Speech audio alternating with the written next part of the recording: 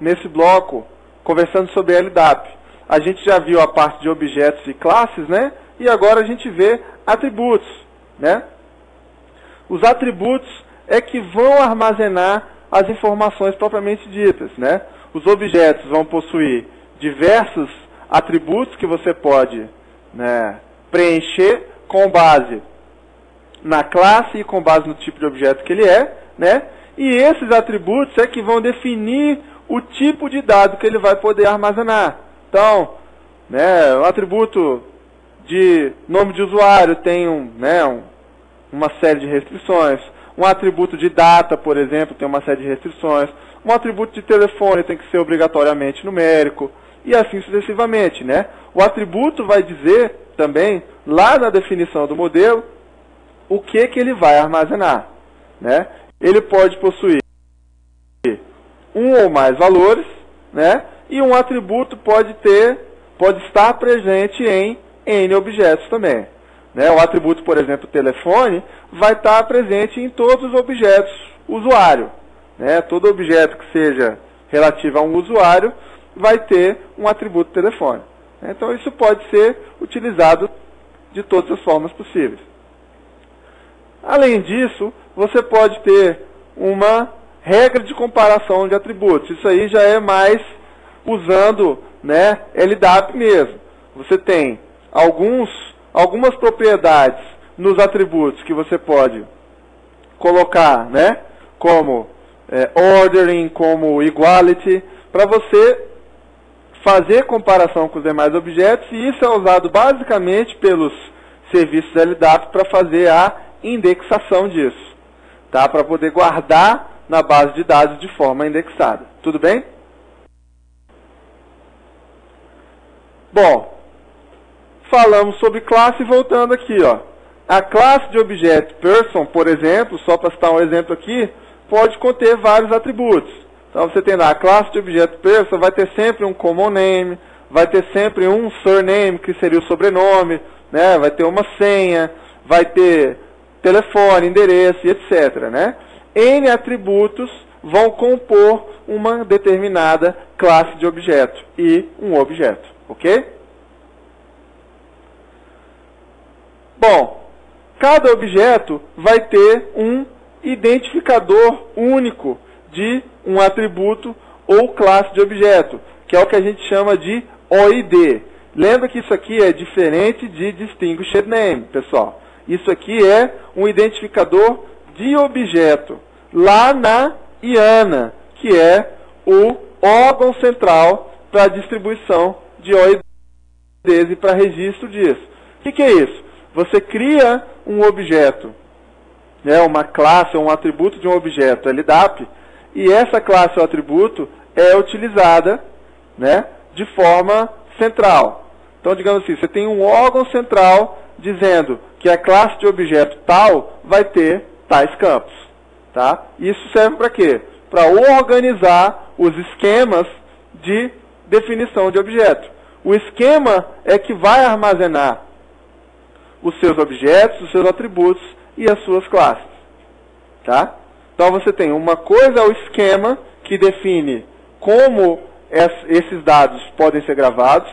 Outra coisa é a base de dados em si, que é como, né, que são os dados propriamente ditos inseridos na base de dados. São duas coisas separadas, ok? Outro modelo do LDAP, a gente já falou de dois.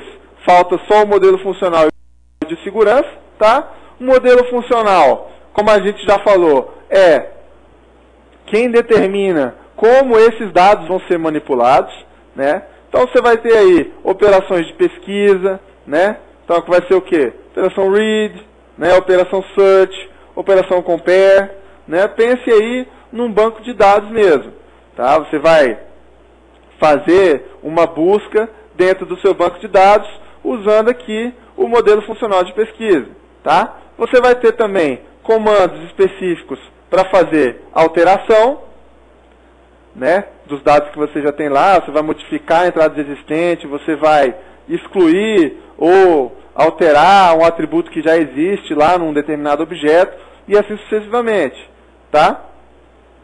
E você tem no modelo funcional também como manipular lá os seus RDNs e os seus DNs. Né? Você pode, dependendo, né, da implementação LDAP que você tem, você pode fazer uma movimentação de um common name de uma OU para outra. Você pode modificar, adicionar ou deletar, né, um RDN dentro de uma OU e assim sucessivamente. Ok? Então, modelo funcional, para resumir, como você manipula os dados dentro do seu serviço de diretório LDAP. Beleza? O último modelo LDAP que a gente vai conversar é o modelo de segurança, né? Que é como você vai proteger as suas informações de acessos não autorizados. Então, no modelo de segurança, você vai ter autenticação de usuários, tá? O Active Directory já tem suporte a Kerberos, então você pode usar o Kerberos que a gente viu como o modelo de autenticação do seu LDAP. Você tem controle de acesso e autorização a utilizar determinado recurso, né? Um serviço de diretório LDAP pode implementar algo desse tipo, né? Controlar o acesso a determinado recurso. E modelo de segurança LDAP também vai proteger os seus dados, né? Integridade, confidencialidade e etc. Tudo bem? Beleza, vimos os 4 modelos de LDAP. Vamos ver similaridade do LDAP com o X500. Você vê, os dois usam a árvore de diretório lá, o Directory Information Tree, né? Que é a estrutura do ponto de vista lógico para armazenar os dados, né? O X500 e o LDAP também têm as entradas de diretório definidas por objetos e classes. As classes possuem diversos atributos, né? E o atributo é formado por um par, tipo e valor. Tá? Então você tem uma série de similaridades aí do LDAP com o X500. Né? A estruturona, né, de armazenamento do dado lá em diretório e tal, é basicamente a mesma. O que muda é a implementação dos modelos, né, e como ele se relaciona com os clientes. Tudo bem? Bom, chega de falar um pouquinho de LDAP. Vamos conversar sobre o serviço de diretório que é mais usado hoje, que é o Active Directory da Microsoft. Vocês vão ver que ele tem compatibilidade com o LDAP, então você pode conversar LDAP com o seu Active Directory, mas ele tem algumas outras coisas interessantes. Tá? A autenticação do LDAP vai usar Kerberos, conforme eu já comentei com vocês. E você tem também o uso de estrutura hierárquica. Tá? Você tem uma hierarquia para armazenamento lá das OUs e dos seus common names. Então, você vai ter benefícios na organização dos seus dados. Assim como, né, o servidor Radius que a gente viu, no caso de Active Directory, você pode ter mais de um servidor funcionando como Active Directory. Né? Então você pode ter uma base de dados distribuída entre vários servidores e com isso você ganha em performance, né, lá no usuário final, e você tem um esquema de tolerância a falhas. Lembre-se, quando você perde o seu serviço de autenticação, já é um caos. Imagina se você tem fora do ar o seu serviço de diretório, que além de autenticação, faz toda a organização lógica dos seus componentes da rede. Então, você passa a ter um grande problema aí. Né? O seu serviço de diretório passa a ser um serviço mais do que crítico para o funcionamento da sua rede. Então, o que acontece? Essa opção de se usar mais de um servidor com bases distribuídas, né, é uma solução realmente muito comum em Active Directory também. Ok? O Active Directory, no seu servidor Windows lá, vai estar sempre no que a gente chama de Domain Controller, ou controlador de domínio, DC, para os íntimos, né?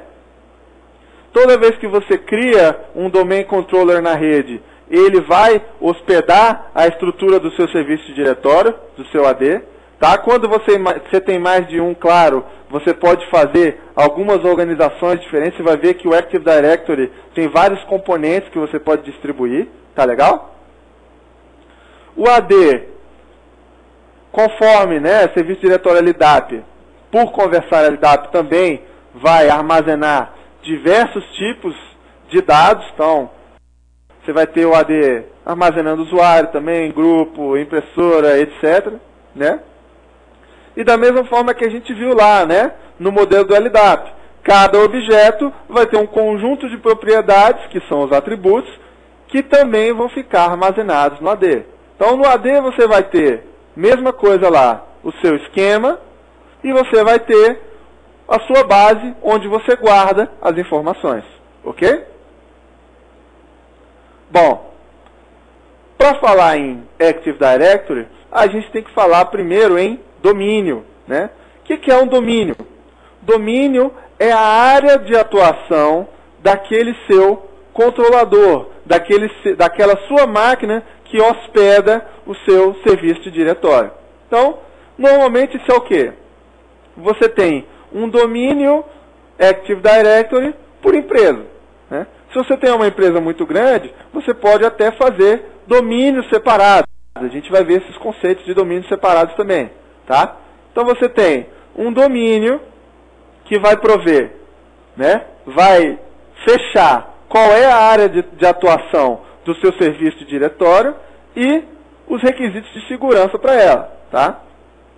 Num domínio, você vai agrupar suas informações, os seus recursos de forma lógica.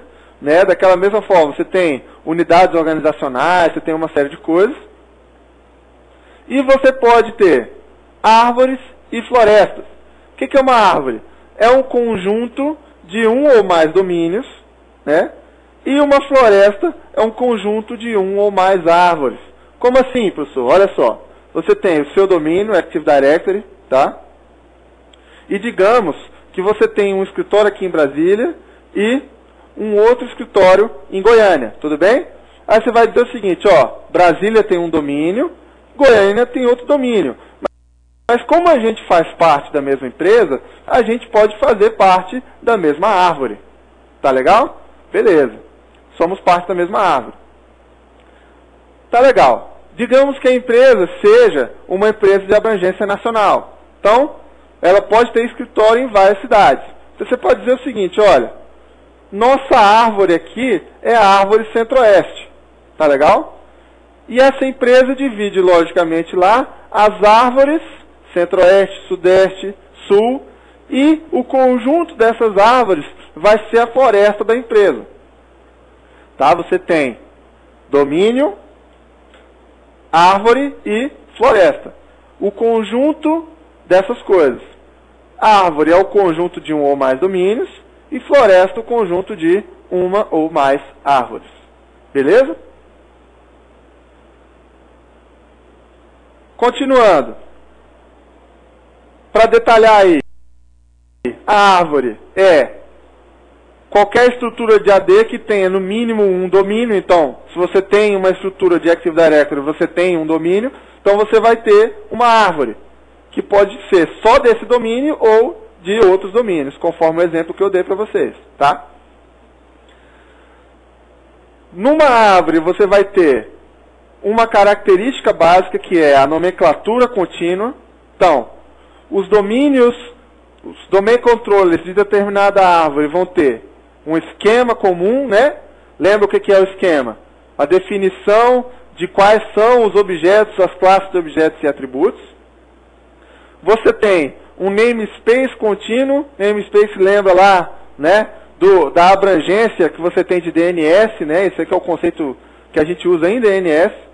E um Global Catalog. O Global Catalog é basicamente as informações de dados que estão dentro do seu banco lá, AD. Tá? Numa árvore, as relações de confiança transitivas são estabelecidas automaticamente dentro da árvore.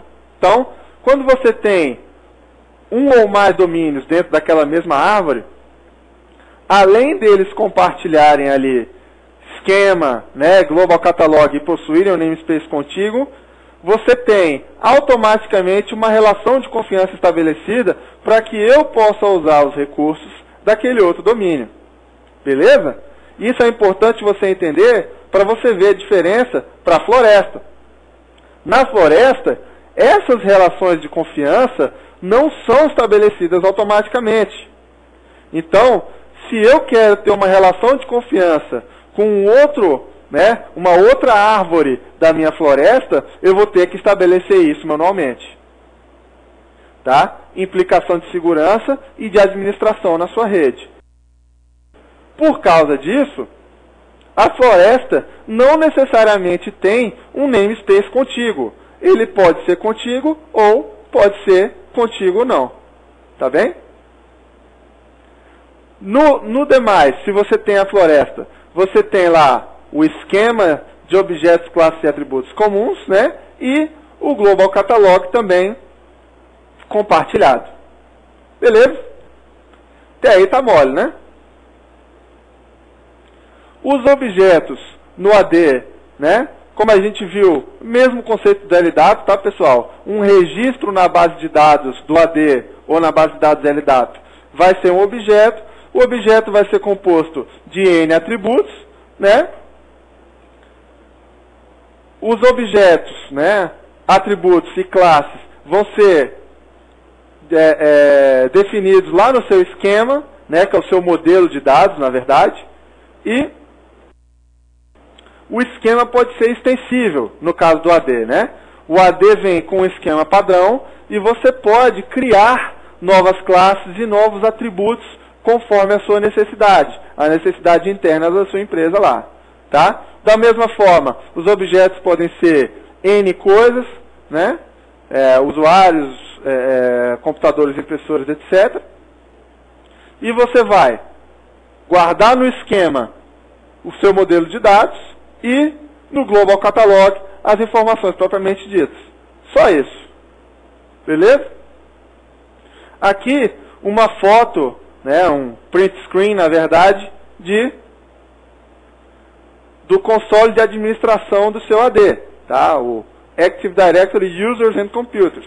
Então, olha só, você está vendo que dentro do domínio lá, contoso.com, eu tenho vários, né, organizações, containers, por assim dizer, né? Vocês vão ver o conceito de container, qualquer repositório desse para você organizar essa informação. E aqui do lado eu tenho aqui, ó, X objetos, tá vendo? Eu tenho esses 3 objetos de cima aqui que são usuários. Esses outros objetos aqui que são o que ele chama de grupos de segurança, que na verdade são agrupamentos de usuários para facilitar a sua administração lá no seu serviço. Beleza? Bom, aqui, quando você entra em uma propriedade de um determinado usuário, olha só, você tem lá alguns atributos do seu objeto, né? Esse é um objeto que pertence à classe usuário, e esse objeto tem os seguintes atributos, olha só, o tanto de aba que você tem lá, só na aba genérica você tem primeiro nome, último nome, né? Display name, descrição, telefone, e-mail, e assim sucessivamente, né? O conjunto de atributos daquele seu objeto. Continuando. Cada objeto no seu Active Directory vão ser agrupados em containers, né, em grupos lógicos que são chamados de containers. Tá? Um container é um domínio, uma unidade organizacional, um grupo, né? Tem uma série de containers. E o que ele chama de leaves aí, que são as folhas, que são os objetos individuais, que são os usuários, as impressoras e os computadores. Ok?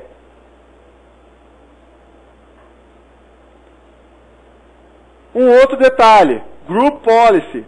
Quando você tem, né, um conjunto de objetos lá, organizados no seu AD em um determinado container, né, numa OU, por exemplo, Organizational Unit, você pode aplicar uma determinada política de grupo para todas as pessoas que estão dentro daquele container, para todas as pessoas, para todos os computadores, para todas as impressoras.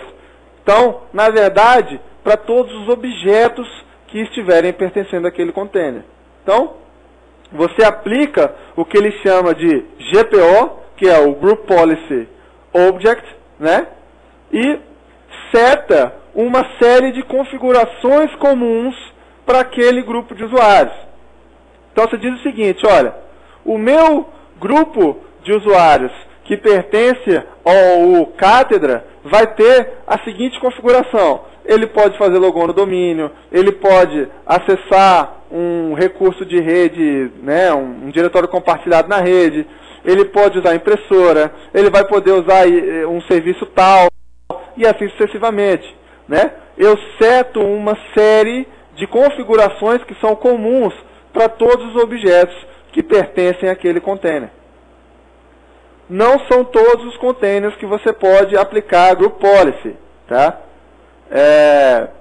Um container padrão, por exemplo, às vezes você não pode aplicar, mas uma OU, você pode aplicar uma GPO numa OU. Tá? Beleza?